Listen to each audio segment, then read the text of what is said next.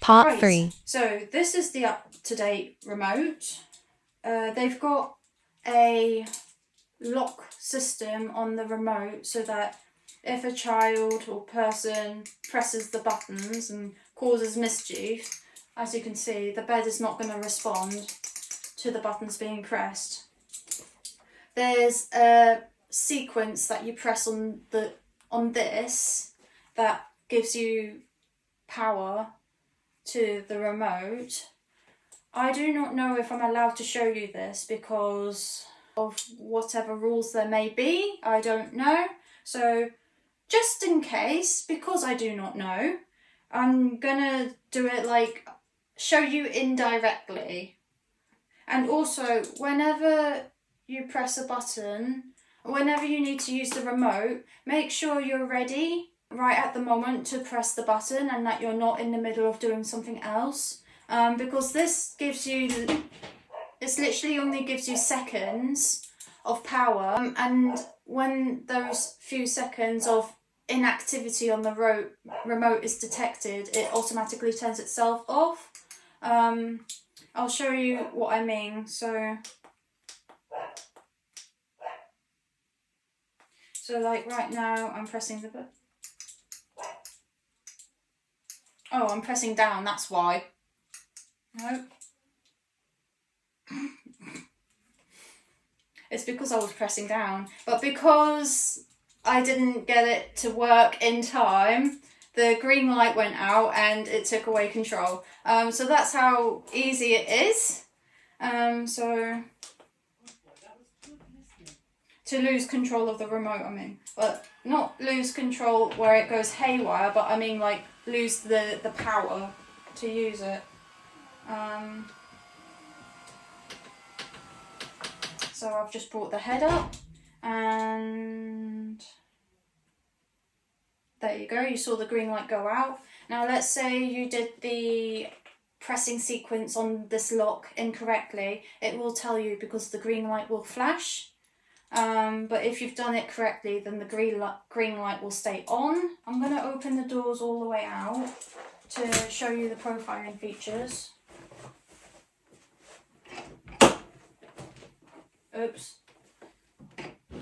I keep doing that. I lift the bottom latch, but I forget to like pull the door forward so it actually comes out of its slot. And so I'm just like, why is it not pulling out?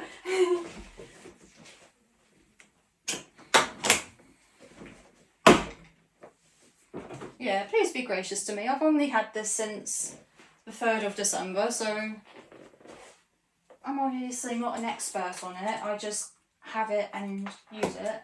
So right now the legs are all the way down and the head is partially up. I'm going to show you how high up the head can go and then how high up the legs can go after I've put the head down, and then I'm going to show you the bed raising all the way to its top, which is pretty tall.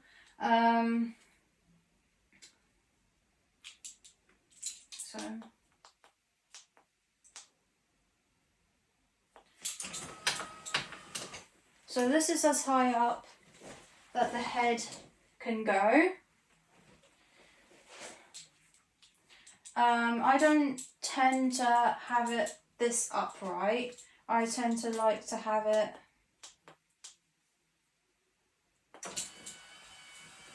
about there, which is more reclined when I'm chilling in bed in the evening.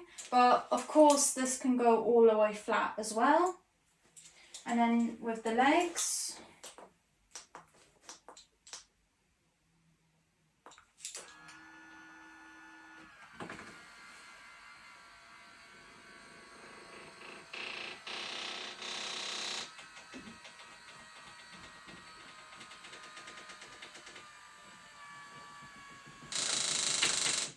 so that's as high as the legs can go, but I don't tend to bring it up that high. I tend to bring it, well, there's two heights that I tend to like to have it. Sometimes I want it higher up, but sometimes I want it more lower down.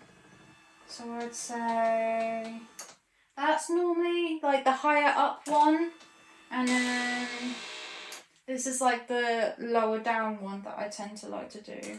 I'm just going to bring it up because I think I want it up for later. I'm going to show you how high, like honestly, even if you're a 6 foot person, you're going to be fine with this bed because this goes up, it nearly goes up as tall as my wardrobe, like it goes really, really high. And the fact that the whole bed goes up and the doors completely open wide are two features that really, really help my dad when hoisting me into bed.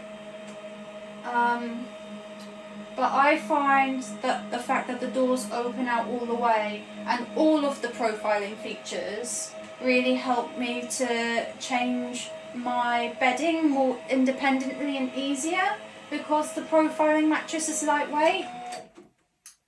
So that's as high up as it goes. I'm just gonna... You see that? That goes really high. So obviously no one's going to need it that high unless they're really, really tall. I'm going to keep it up here for the moment just for demonstration purposes. When I got this bed, like, I thought the profiling features were only going to help me post-seizure, but actually since getting and using this bed, I've found that the profiling features help me all the time, even when I'm well. And I don't even mean just with changing the bedding either. Like, although raising the legs and the head helps me get the mattress sheet over the corners much easier, so that's helpful. But like, as I said earlier, like I tend to enjoy to chill in my bed in the evenings when I want to watch something on my iPad.